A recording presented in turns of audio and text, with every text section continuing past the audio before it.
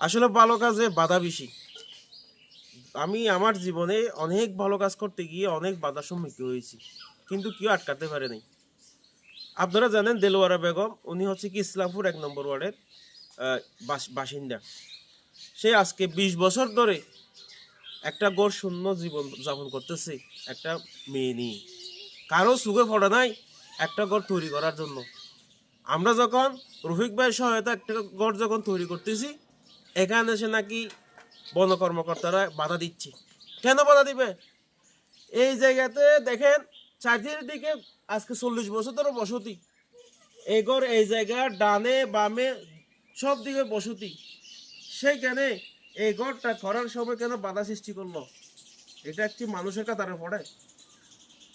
আমার প্রশ্ন হচ্ছে, আমরা বাংলাদেশের নাগরিক, 14 লক্ষ রোহিঙ্গা যদি বাংলাদেশে বসবাস করতে পারে, এই অসহায় এই বাংলাদেশের নাগরিক হয়ে ওখানে এখানে বসবাস করতে পারবে না? বন বিভাগে আপনাদেরকে দায়িত্বটা দিছে। আপনারা যদি ওই বেতন না পোষালে আপনারা চাকরি বাদ দিয়ে কোনো একটা চাকরি করেন, অন্য কোনো ব্যবসা করেন, যদি আপনাদের বেতন না পোষায়। এসব এসব করার জন্য আপনাদেরকে দায়িত্ব দেয় নাই। অসহায় মানুষ কষ্ট পাবে এরকম আপনাদের জন্য এখানে চাকরি দেয় নাই। একটা জিনিস মানুষ ভিউ থাকতে হবে, এই মানুষটা অসহায়। আজকে আমরা 6 মাস আগে ওকে নিয়ে ভিডিও বানিয়েছি, গত 1 সপ্তাহ আগে ওনার কাজ ধরে আমরা ভিডিও বানিয়েছি। আপনারা কোন আক্কেলে কোন এখানে কোন বিবেকে এখানে আসলেন ওনাকে বাধা সৃষ্টি করার জন্য? 16, 17, 20 বছর উনি এখানে যে নিঃস্ব জীবনযাপন করতেছে, কেউ একবেলা দিচ্ছেন? উনি মানুষের বাসায় গিয়ে কাজ করতে হাত নষ্ট করে ফেলতেছে। কার কাছে তো ভিক্ষা করে নাই। আমরা যখন একটা কাজ উদ্যোগ নিয়েছি, আপনারা এখানে বাধা সৃষ্টি করেন কেন? আপনাদের বিবেক বলতে কিছু নাই? আসলে বন বিভাগ কোনো দরকারই নাই, সব বন্ধ খেয়ে ফেলছেন, তখন কিছু করতে পারেন নাই। এখানে কত হেক্টর জমিনের জায়গা আপনারা খেয়ে ফেলছেন, কত হেক্টর জায়গা সার আপনারা খেয়ে ফেলছেন, সারা জায়গা সরকারের বাজেট আপনারা কত বাজেট খেয়ে ফেলছেন, আমরা সব জানি। গরিব মানুষের বাসায় আপনারা হামলা দেন কেন? টাকা দিলে সব ম্যানেজ, টাকা না দিলে সব শেষ। এগুলো কি? অনেক কিছু চুপ থাকছি আমি। আজকে কালকের বিষয়টা নিয়ে আমাকে নাড়া দিছে। আমি একটা মানুষ, আমাদের এখানে কোনো স্বার্থ আছে? আল্লাহ সন্তুষ্টির জন্য কাজ করতেছি। রফিক ভাই আল্লাহ সন্তুষ্টির কাজ করতেছে, এখানে কারো স্বার্থ আছে? এখানে আমরা কি জনপ্রতিনিধি হচ্ছি, নাকি আমরা মেম্বারই করবো, আমরা চেয়ারম্যানই করবো? এখানে একটা ভালো কাজ করতেছি, আপনারা এটাকে এখানে আসলেন কি করে? আপনার বিবেক একটু তারা দেয়? গরিব মানুষ, সেটা আমরা হেল্প করতেছি, আপনারা কেন মানা করলেন? আবার রাতে ফোন করে আবার ঘর বাঁধতে বললেন। মগর মূলক পাইছেন নাকি দেশে? এখানে দেশে না আগর মতো নাই। সোজা সাপটা বলে দিলাম, আমি এলাকার কিছু দালালদেরকে বলতেছি, আপনারা ভালো হয়ে যান। এইসব ফাল্টু আমি আর করবেন না। মানুষের কে ঘর করতেছে, কে ইয়া করতেছে, কে গাছ কাটতেছে, এগুলো নিয়ে বলবেন না। এখানে একটা ও গাছের একটা ডালা কাটতেছে, সেখানে কিন্তু আপনাদের কোনো বাধা বাধা দিবেন? এখানে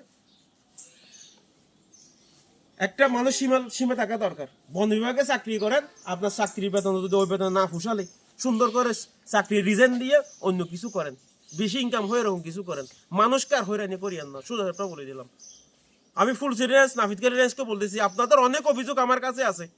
আপনারা টাকার বিনিময়ে কাজ করেন, টাকা দিলে ঘর বাঁধতে দেন, টাকা দিলে বাঁধতে দেন, হাজার আছে। আর আমি কিছু গণমাধ্যম কি সাংবাদিককে বলতেছি, যারা যারা এই যে একটা ঘর বানলে যে ছবি করে ওদেরকে দেন, তারপর ওখানে ওদেরকে ফাটান, যারা দান্দা করেন তাদেরকে বলতেছি, ওইরকম ইন্দা করে কোনো লাভ নেই।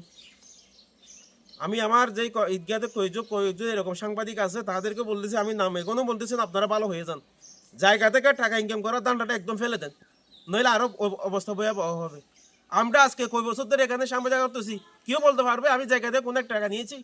সাংবাদিকতা অপর নাম হচ্ছে মানবিকতা। আগে মানবিক কাজ করতে হবে, তারপরে সাংবাদিকতা চিন্তা করবেন। আগে শিখে আসেন।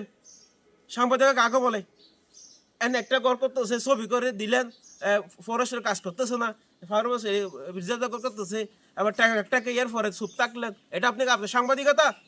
সাংবাদিকতা শিখে আসবেন, পরে আসবেন আগে। আমি ওনার কাছ থেকে কালে কি বলছো ওনার কাছ থেকে আমি শোনার আপনার কাছে চেষ্টা করতেছি। আচ্ছা, হালিয়া কি হয়ে দেয়? হাইলা হদিঙা তাইয়ারা গর ছবি করি সদায় গড় বানি ফারিবা না, গড় বানি না ফারিবা হাঁটি কি আর মাইসিজন সাহায্য করে গড় বানি দে হয়তো না ফারিবা না ফারিবা এলা হইয়ারে তো গিয়ে আর হুদু না সিয়ার ফরা সদায় গড় খা হাঁটি আর মাইসিজন সাহায্য করে বানি দে হয়তো না ফারিবা না ফারি হইয়ারি তারা তো গিয়ে গিয়ে দুর্মা যায় গিয়া নিজামাইটা কি দেরি। এখন উনি এই কথা শোনার পরে উনি কালকে দেখে খাওয়া দাওয়া বন্ধ করে দিয়েছে। ওনার চিন্তা হচ্ছে কি কেউ আমাকে একটা সাহায্য সুবিধা একটা ঘর বানতেছে, সেখানে এসে ওরা বাধা দিচ্ছে, ওর খাওয়া দাওয়া বন্ধ হয়ে গেছে। আপনারা পারবেন ওর একদিনের থাকার কষ্টটা থাকতে? যে ঘরটা ছিল এই ঘরটা ওনার ছিল, আমরা নিজেই দেখছি বৃষ্টিতে পরে ঘর ভিজে গেছে, থাকার জায়গা নেই। আমরা এখানে এসে আমরা কি এখানে আমার কি স্বার্থ? আমাদের কি স্বার্থ? একটা মানুষকে সাহায্য করতেছি আমরা, এটা কি আমাদের অপরাধ? যেখানে সেখানে ফাসলামি করবেন না। বন কর্মকর্তাদেরকে আমি সতর্কবার্তা দিচ্ছি, বন কর্মকর্তাদেরকে সরকার দিচ্ছি, পাশাপাশি স্থানীয় কিছু মানুষকে সতর্ক দিচ্ছি, যেখানে সেখানে চামচামি করবেন না। মানুষের ঘর রোহিঙ্গা থাকতে পারলে ভালো লাগতো, বাংলাদেশের নাগরিক কেন এখানে থাকতে পারবে না? এগুলো কোন দৃষ্টিতে আপনারা এইসব করেন? ভালো হয়ে যান, ভালো হয়তো পয়সা লাগে না, যে এরকম সেরকম করবেন না। অনেক চুপ থাকছে, আর চুপ থাকার সময় নেই। আর আমার ভিডিও যারা দেখবো, যারা বক্তব্য হয়ে আছেন, আপনাদের কোনো বই নাই, আপনারা আমার কাছে আসবেন, কে কে টাকা আঁকাইছে সরাসরি আমাকে বলবেন। আপনাদের মামলার বই নেই, যারা মামলার বইটা কি আপনাদেরকে টাকা পয়সা আপনার কাছে খেয়েছে, আপনারা সবাই আমার কাছে আসবেন, সরাসরি বলবেন কে কত টাকা খাইছে। তাদের বিরুদ্ধে আমরা লড়বো। তাদের বিরুদ্ধে যদি আমাদের 1 কোটি টাকা খরচ হয়, আমরা খরচ করব ভালো কাজের জন্য।